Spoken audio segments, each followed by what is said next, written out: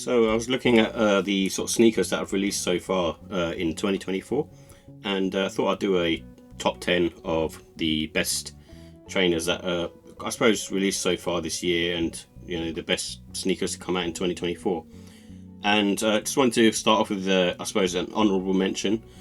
These are kind of all trainers that I've actually copped, and so that's how I sort of base my sort of reviews. I think if I say, for instance, was looking at a pairs, all of them that I've released, and then maybe I would have put on, say, the Jordan 1 Travis Scott, for instance, the Elkins colourway.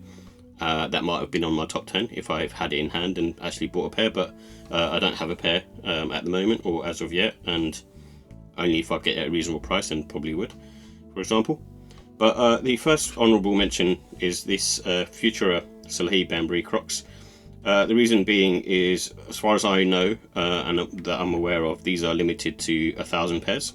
So for me, it's a sort of special one, because normally I don't win something like this, which is highly limited.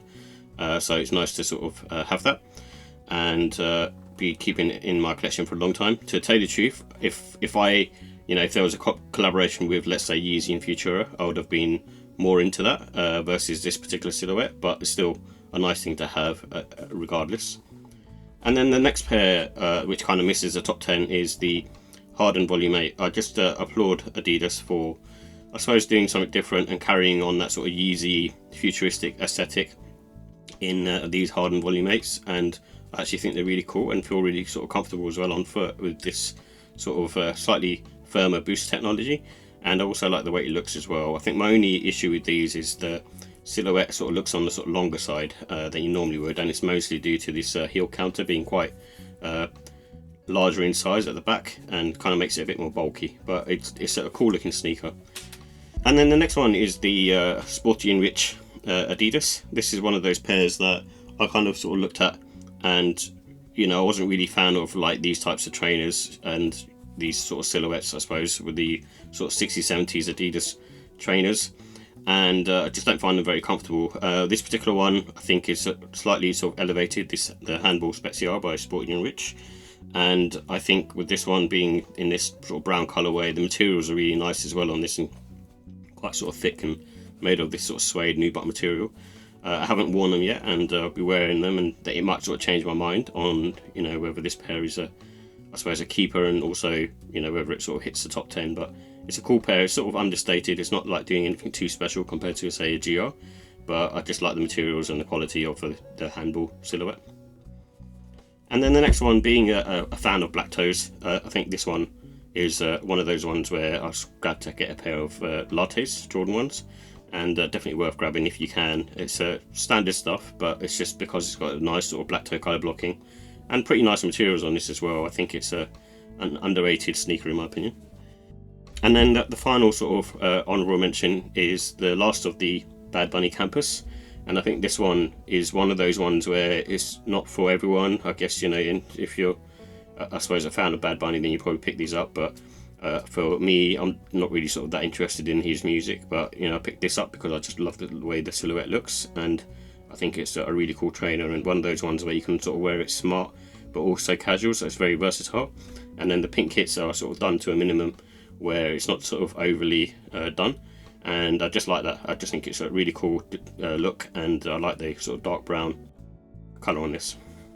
So now we approach the top 10, and these are sort of trainers that I suppose have one of those things where it's kind of had a sort of positive vibes and positive effects in terms of how I see sort of sneakers, and sometimes they sort of resonate with you from a nostalgic factor, or if it's just something new.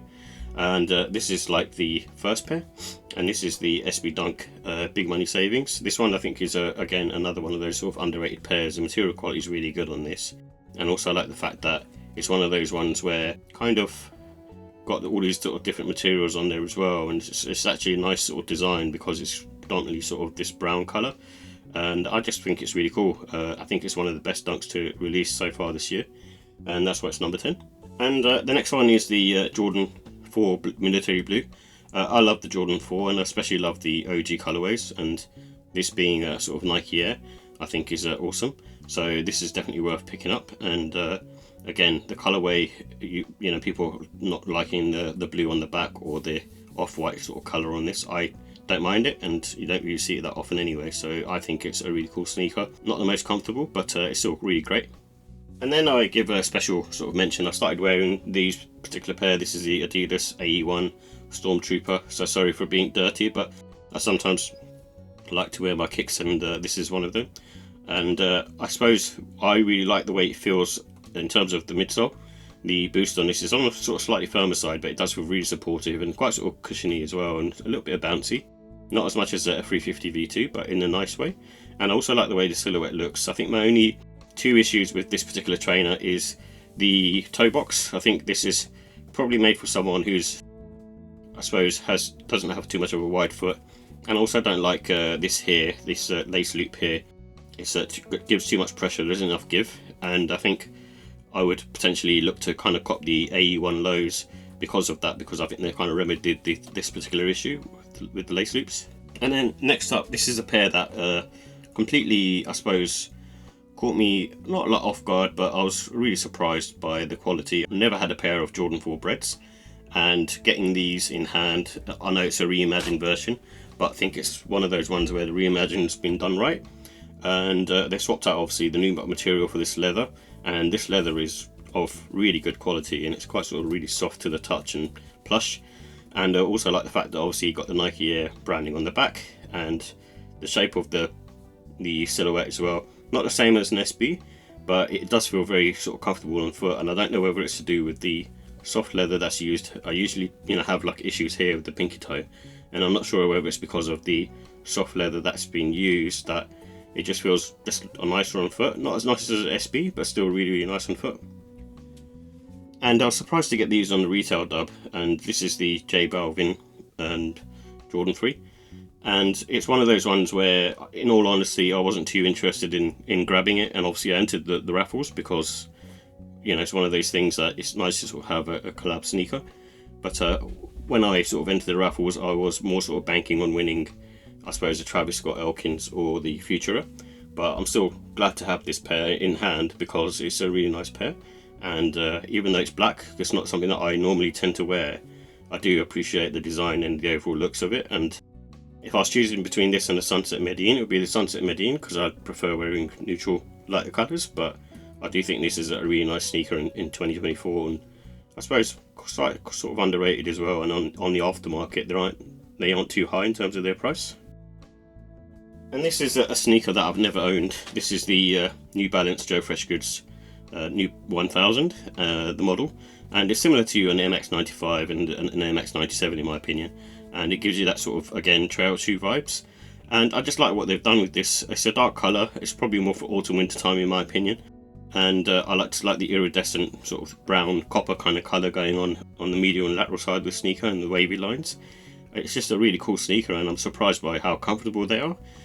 This is, like I said, a pair that I'll probably start wearing in autumn winter time, but I do really like it, and I think it's actually really cool. And after seeing some of the GR versions that are releasing, I'm glad I got this particular pair. It just feels, I suppose, nicer than those ones. And like I said, I'm not really too much of a fan of wearing black sneakers, but this one I think is another one of those exceptions. And something that I owned as a kid and bought, I suppose, that kind of nostalgic factor and just overall, I suppose, trainers, you know, like looking at how when I got into trainers in the first place, it's the Air Max 180, and this one is another one that's just a cool shoe. And if you're, you know, a fan of early 90s Air Maxes, Tinker Hatfield, then you'll definitely grab these. And obviously the uniqueness of this is the Air Max 180 bubble. And at number 3, this is the 991 V2. So I've never had a pair of 991s, so this is my first pair. And I've got to say, the materials on this is just awesome. Again, it's one of those ones which just surprised me because I wasn't expecting too much from this 991 V2, especially after wearing a 990 V6. And those sneakers are awesome and feel really nice on foot. And this one really comes up pretty much a close second, if not on par with a 990 V6 in terms of comfort, in my opinion. Just having sort of fuel cell in there just really works and just adds to that kind of lift off type feeling. and just the fact that it's just an evolution of a previous version of the 991 is awesome. And this particular colorway, I just love it. I think it's awesome. I think it's one of those ones where they've just done a really good job in terms of the colorway, and the materials as well is super soft, especially on the inside as well. So this is one of those ones where I'd sort of highly recommend grabbing. And coming from a designer background, at number 2, I would say it's the ASICS Howl Studios Gel-NYC. This one's another one of those sneakers that I kind of grabbed. Lucky I was able to hit for retail, and because of the fact that I'll probably wear a smaller size, that I'm able to hit for retail. But this is a really nice and really cool trainer, and I love the design on this. Like I said, being a designer and having these sort of pixel type patterns on this as well, on the logo and on the back here on the heel, and it's just a really comfortable, easy to wear pair, and you know, part of that Y2K sneaker trend, which I do think is probably going to be ending soon, but I think with this one it's definitely worth grabbing as well, and I think they're not too bad on the resale market either. But like I said, comfortable pair, looks cool, and the green colour is really nice on this, and a lot of neutral colours as well. And at the moment I have my number 1 as the SB Dunk Futura. Reason being, it's just a really cool, unique design. It's easily going to be the best SB Dunk of the year in my opinion, but just the overall design and the execution of this, I think it will just continue to go up in price as well. It's just one of those ones where, like I say, it just looks really cool, and they've just done a really good job on these. My only gripe with this is the material, but I can sort of cope with that because I think the design aesthetic overall just trumps everything. But it's just a really cool sneaker and definitely worth grabbing, and I suppose the only one that I paid resale for, but the other ones thankfully I got sort of pretty much retail.